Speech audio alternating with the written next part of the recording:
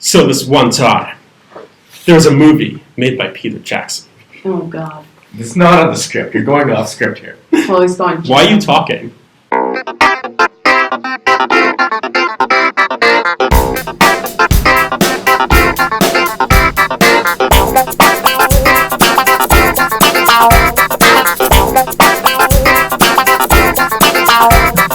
It was Dead Alive, also known as Brain Dead.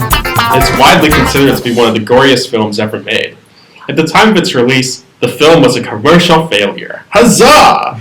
But it's since gained a cult following, which according to Wikipedia is most likely as a result of Jackson's association with the Lord of the Rings films.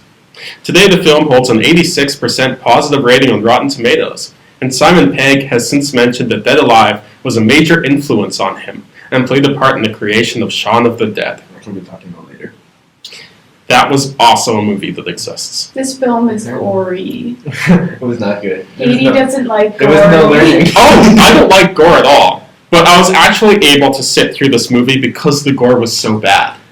Yeah, I mean, it's funny because If this was hyper-realistic gore, I would have been throwing up throughout this entire movie. one of my favorite things that ever happens to me is when people mention Peter Jackson and talk about Lord of the Rings. I'm like, you don't really know Peter Jackson, do you? Like the first two films Peter Jackson made were these ridiculous, campy things that were kind of really awful in terms of budget and special effects. What the hell? So it hasn't changed that Monkey? much. It was a big budget.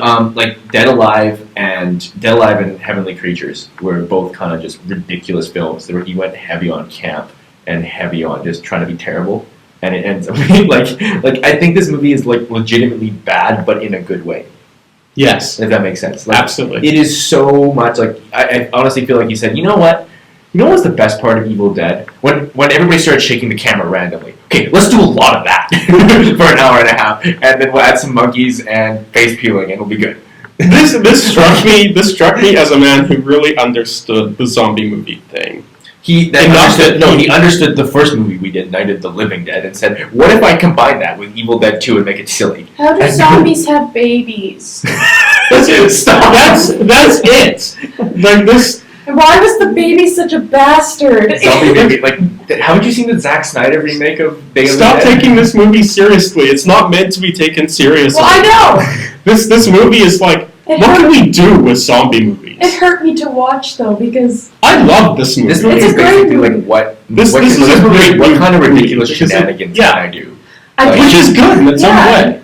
And I think depending on how you that. pass it off. Yeah, But he passes it off correctly. He manages to get away with it. Yeah, he definitely he gets away with it because he sets up your expectations that he's going to go that way fairly quickly, and the first 15 seconds of the movie, the dumbest. The first 2 minutes are the dumbest thing I've ever seen in my life. Yeah, but if he started off, no, not that. The machine when he pulls the machine gun and just starts spraying and hits nobody. What? And then he throws it down and about to cuts the guy's head off. It's just terrible. That was the most ridiculous. It's wonderful. They're whatever the monkey's name is, I can't remember it. They're just bite. Bite! That last boss fight scene where the mom comes out with the oh gracious, I'm not sure how I can describe how she looks without this podcast being rated R. But dumbest. Yeah, this this is the movie though where he takes the lawnmower and just runs over everybody. Yes, he just holds it up in front of his chest and everything conveniently walks into us. But he also does a good job of paying off that something's going to happen with the lawnmower because he goes under it and you see the blade spinning about 10-15 minutes into the movie.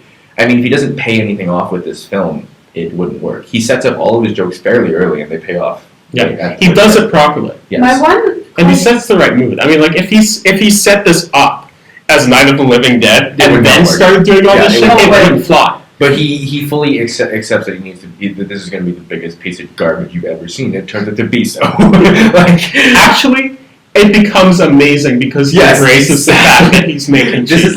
This is like The Room. If you embrace the fact that The Room is this totally serious piece of crap, it works. But if you don't embrace it, then you just see it as this piece of crap. You're going to be disappointed. Yeah, you're going to be like, what the hell? What's all the rage about? Yeah, but this movie, I just have one question I'd like to ask you both. Yeah. What do you think of the love story in this? Because there definitely is a love story. It's very, very kind of ridiculous would be the word I'd use. I'm trying to remember the love story. It mostly just fits in with the rest of the film that it's kind of just like weirdly random. Yeah, because It's like we're meant to be together. the whole film is over the top though in every way. Like it's ridiculous, and like the romance is like without a doubt over the top and just ridiculous and full of like very extreme close-ups of their faces, and you're like, Which makes it. yeah, that does. The close-ups are great.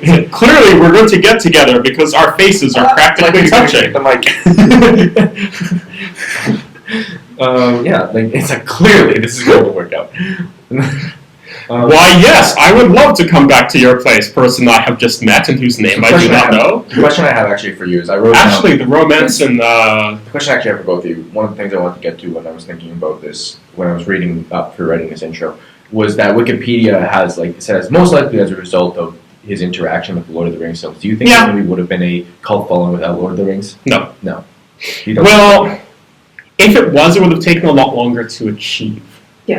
Yeah, I would agree with that too. I think Simply because Lord of the Rings is so big and so many fans are like, well, what the hell else did he do? And then they all stumble back on this and they're like, this and what the hell? Yeah, this You know, and Heavenly Creatures. the fact that he made Lord of the Rings makes this even better. Because you go in with big expectations and you're like, what is this? Like, this is a big piece of crap. I almost cried. I was just You're disappointed? I mean, not disappointed, but I was just like, I was one of those people, I did not know this film existed. Yeah. And You're welcome. yeah, You didn't realize that Peter Jackson was like terrible. I watched this, like it was so gruesome. I would expect, like I've never seen a movie this gruesome before. It's my favorite thing because I don't know. sees Peter I Jackson. watch horror films, and how have I never Really? seen this? I don't know. I find a lot of more recent stuff to be much more gruesome.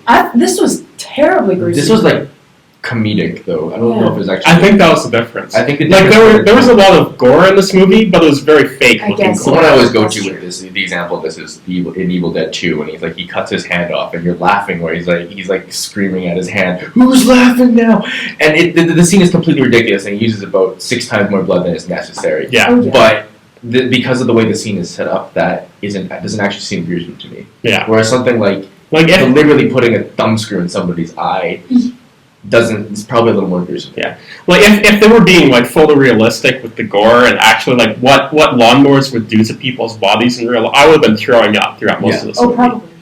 You still have to admit, though, a hand coming through someone's mouth was not. They had some nasty It was not scenes. Yeah. And then going in and tearing out somebody's like organs and holding them in front of you, and you could see your heartbeat. I did close my eyes at a few points. I mean, because I was just thinking about this, I was like, I definitely Most zombie movies are really nasty that way.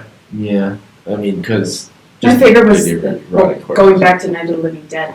The car blew up and they go in and have like roast chicken barbecue. Yeah, I know that was the best. That's the best part of that whole movie. I was just thinking about that and I was just like, I really want chicken. Like, what does that say about me? Human fever tastes like chicken. Is that what you're thinking right there? Cooked in propane and propane accessories. I'm not. Tastes like So gasoline. while we're on the topic for this, I actually really prefer Dead Alive over Shaun of the Dead. Really? No. Yes, 100 times. I'm interested. Do tell. Part of it is because the gore was a lot cheesier here. Yeah, without a doubt. The gore was not very cheesy in Shaun of the Dead, and I that don't think they wanted really to go for cheesy. no. I Yes have, and no. I have something No, to the thing argue is- with that, but I'll save We'll that get for to mine Shaun of the and Dead. Shaun. The thing is, for me, say what you want about Dead Alive and its budget and its casting choices and the quality of the movie itself, but it knows exactly what it wants to be and it executes on that very well. Shaun of the Dead felt a lot more confused to me. See, I would disagree with you I entirely. think that's probably because the main character is confused. No, that's a given. I will But- argue with you later on Shaun of the Dead. Yeah, well, we'll get to that later, Yeah. but I felt like the movie was trying to be both comedic and serious. Yeah, And I felt that held it most back. British movies. We did an episode on British comedies, Michael. Like, you don't remember this? Yeah, I mean, I Not was just thinking, necessarily. like, I was just thinking about it yesterday. I'm like, I don't really agree with Wikipedia that it was only because of that was only because of Lord of the Rings. It's not only because, I think but that eventually- accelerated it. It definitely. Yeah, it's probably. Yeah, I mean, that's probably the word I was looking for. It definitely accelerated. I mean, eventually, I think people would have come around to this thing because it's so gory and ridiculous. And usually that's what drives a cult classic, right? Like, Yeah. ridiculousness and gore is usually what drives cult classics. So, Anyways, you want to get into Shaun of the Dead so we can have that argument now? We need to get a rating first. Oh, that's right. Dead Alive rating. Michael, do you have a rating out of 5? I do. Learning. I will say 3.5. 3.5. I'm actually giving marks for and taking marks away for the gore, because as it goes over the top intentionally to make it funny, and at the same time there's so much for the time, so that makes you feel pretty ill. Oh, I felt ill that entire film. You need a bit of a stomach to sit through those. What do I give it? I give it 3 out of 5 because I still think the movie is completely terrible, but it works. It works to its advantage. I would judge this movie much more harshly if it wasn't embracing the fact that it was terrible. Yeah, I would definitely do so too. I think this would be one of those 1-star movies if it didn't embrace the fact that it was terrible. But it embraces that it is like the worst thing ever. Could you imagine how awkward it would be if Peter Jackson called us up and be like, no, this is actually a serious film. This is my masterpiece. You guys don't get it. Okay, I think that if we're actually discussing a scenario in which Peter Jackson calls us up to correct us on our opinion about his film, we're doing pretty well. I actually think that the scenario is more like Peter Jackson is just crazy.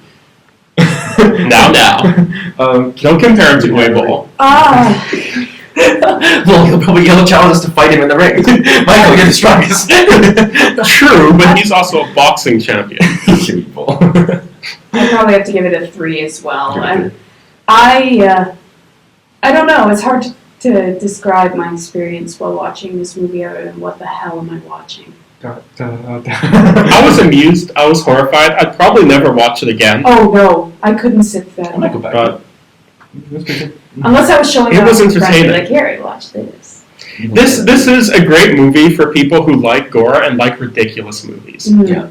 No, basically it comes down to a great party movie. Were you a fan of Evil Dead 2? Okay, you should probably watch this then. If you didn't get Evil Dead 2, this Netflix won't work suggestions. for you. Yeah. I'm way better than Netflix in terms of suggestions. I would never suggest Air Buddies to somebody. You forgot Air Buddy. Air Buddies. Air Buddies is the sequel. Air Buddies is the sequel? No. Those do not belong on any suggestion list ever. That's like putting Titanic, the animated movie, on your suggestion list. I would suggest like that to everybody because that movie is great. I was going to say that movie shouldn't exist. That movie is like that movie is a crime against humanity. What happened smoking? And it's got octopuses. Do you like octopuses? No, that's the other animated Titanic movie. Oh, the one with the dog? The rapping dog is the original rapping dog. Alright, we're getting off topic. We need to move on to Shaun of the Dead. Yeah, let's move on to Shaun of the Dead.